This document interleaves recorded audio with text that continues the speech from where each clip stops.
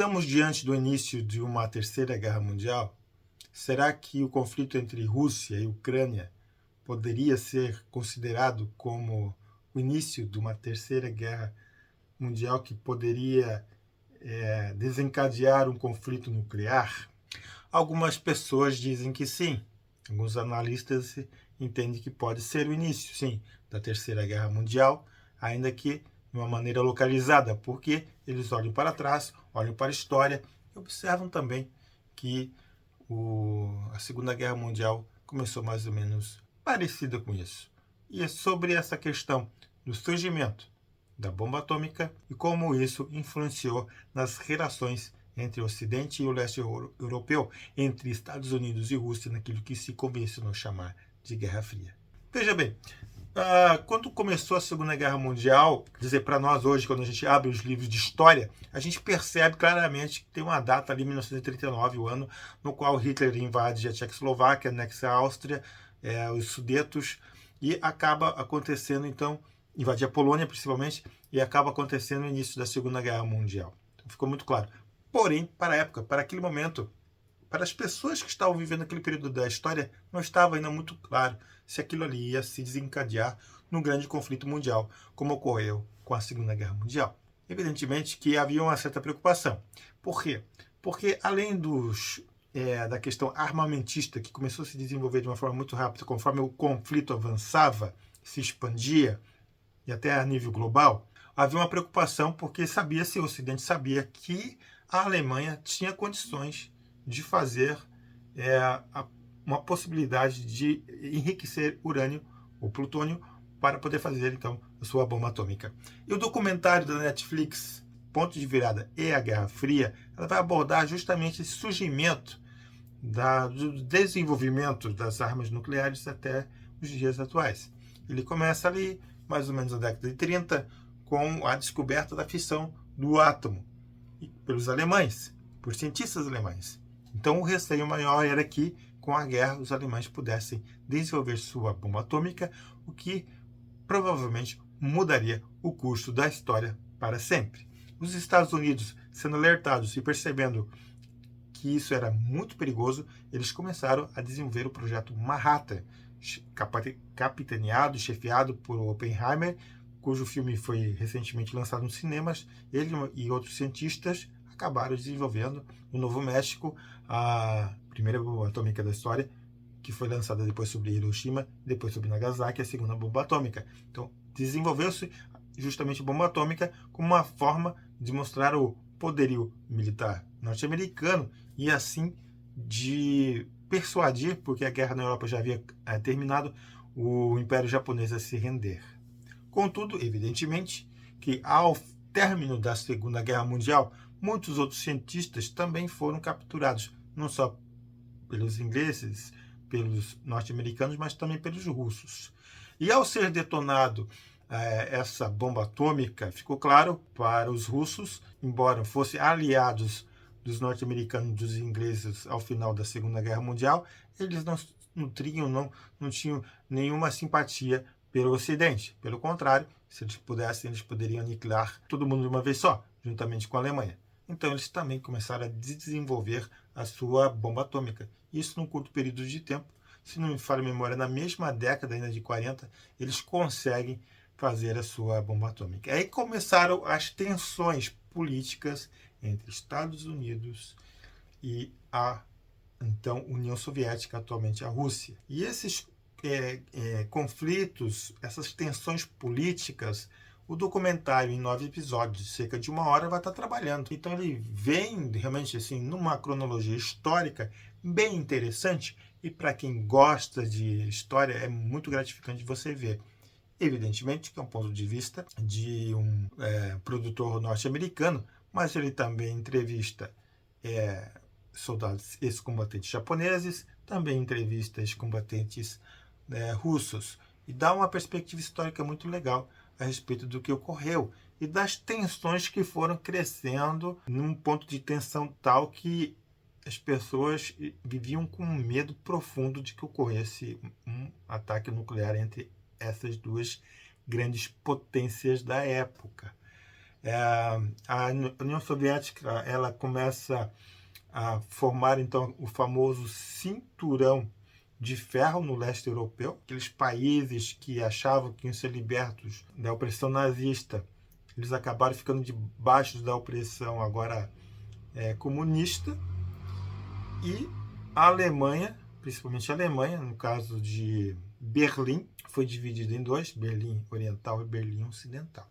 É engraçado que se a gente olha o mapa da Alemanha na época, a única parte dividida assim ao meio era a cidade de Berlim, e ao redor dela os russos tinham dominado tudo. E certa feita os russos tentaram fazer um embargo contra a cidade de Berlim para que ela se tornasse totalmente comunista, e não foi possível porque o Ocidente acabou ajudando através de outros meios, e eles conseguiram se manter, metade da cidade pelo menos manter-se do lado ocidental, né? Aí depois mais para frente foi dividido a Alemanha Oriental e a Alemanha Ocidental. Essa foi um foco de tensão que ocorreu, né? Ninguém disparou um tiro contra o outro, nem o Ocidente contra os russos, os soviéticos, nem os soviéticos contra o Ocidente, mas criou uma tensão ali. E outra parte que me lembra, que me causou uma impressão muito forte e é conhecida de todos, é a chamada guerra, os 6 dias que abalaram o mundo, que foi a tensão por conta da instalação dos soviéticos em Cuba de mísseis balísticos, com capacidade de levar ogivas nucleares e, evidentemente, atingir de uma maneira muito rápida e fácil os Estados Unidos.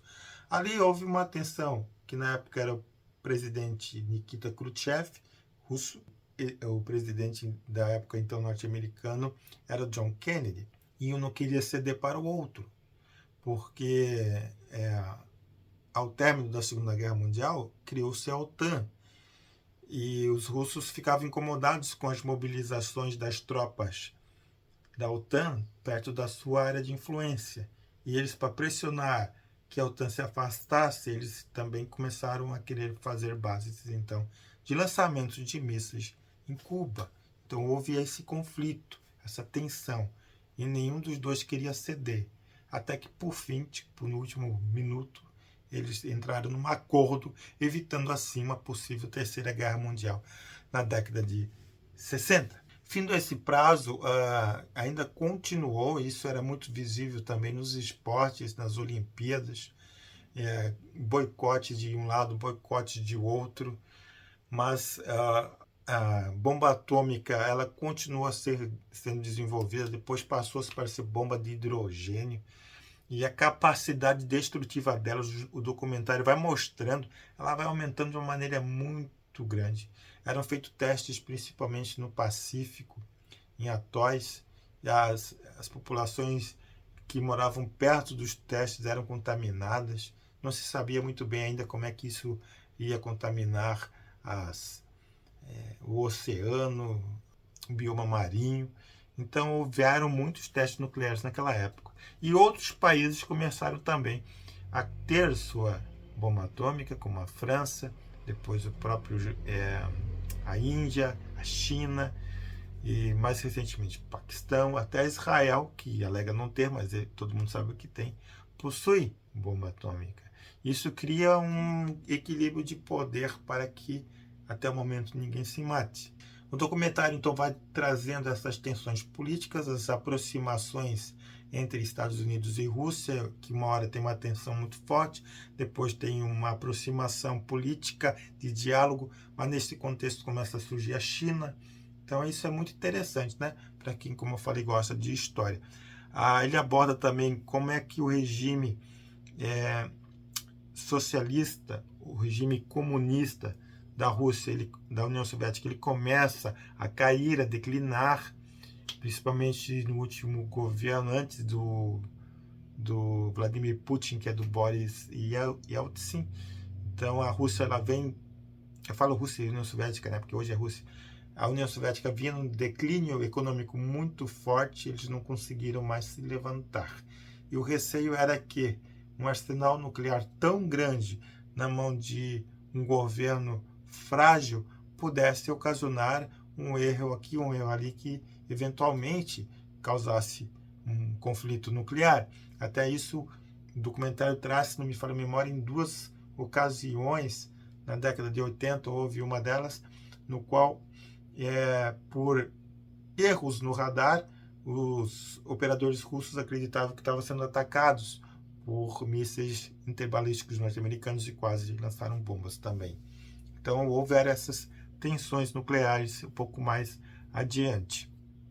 Por fim, o documentário ele vai trazer a ascensão do Vladimir Putin, né, como um ex-membro da KGB, que conseguiu manipular e chegar à presidência da Rússia, agora sim da Rússia, com a fragmentação, com os movimentos políticos da perestroika e da glasnost.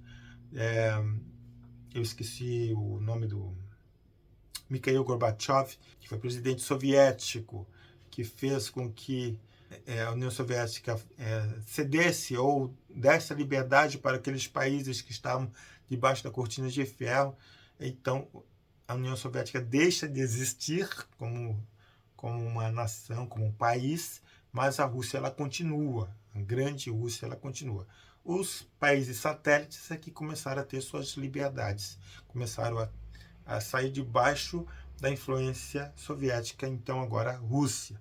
Contudo, mas retornando então à questão do Vladimir Putin, quando ele chega ao poder, ele começa a tentar reverter essa situação, embora seja a Rússia agora, mas ele tenta e ele invade alguns países satélites para retomar a sua influência nesses países. Por último, como nós vimos, ele invade então a Ucrânia. Lembrando que a Ucrânia ela tinha feito um pacto de aliança com a Rússia para que não fosse invadida ou que ela tivesse a proteção do Ocidente caso houvesse uma tentativa de invasão russa. Eles cederam, né? Eles tinham armas nucleares, eles cederam, devolveram essas armas para a Rússia em troca de uma suposta paz que a gente viu que não ocorreu. Ali na Ucrânia há uma das maiores, se não a maior, né? Usina nuclear da Europa, Zarapoiv, uma coisa assim, é um nome bem esquisito. Eu coloco ali embaixo o nome depois para você. Enfim, então o Vladimir Putin, né, invade, através da Rússia, invade a Ucrânia, e mais uma vez a Europa se vê frente nas suas fronteiras com um conflito, e o mundo todo fica receoso de que ocorra um evento nuclear, né, que pode colocar em risco a existência da própria humanidade.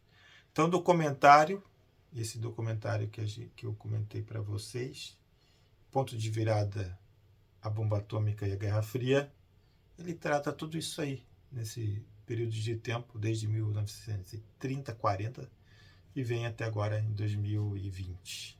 Vale a pena assisti-lo, sim, como um fundamento histórico para a gente lembrar desses eventos e para tentar evitar que isso ocorra. O documentário traz também assim como as pessoas viviam com medo, né? Década de 50, década de 60, e inclusive tem um game que foi transformado em série muito bacana chamado Fallout, que ele traz essa questão da guerra nuclear, né? Um mundo distópico, mas é interessante porque tinham abrigos, bunkers, que as pessoas fizeram justamente para sobreviver a esses ataques. E assim era na década de 50, década de 60, muito medo. As crianças eram ensinadas nas escolas a se protegerem de ataques como se isso fosse possível. Enfim, e até hoje, na cultura norte-americana, tem essa sensação, esse medo, esse receio. Tem os sobrevivencialistas que a gente vê por aí. Nos Estados Unidos é uma corrente muito forte de que se vai ter alguma guerra, alguma situação de escassez, eles estão preparados para isso. Então o documentário trabalha todas essas questões assim de uma maneira bastante interessante. Tá joia, pessoal? Vale a pena assistir, com certeza. Fica aí a minha dica de documentário da vez. Vem mais por aí. Um abraço e até a próxima.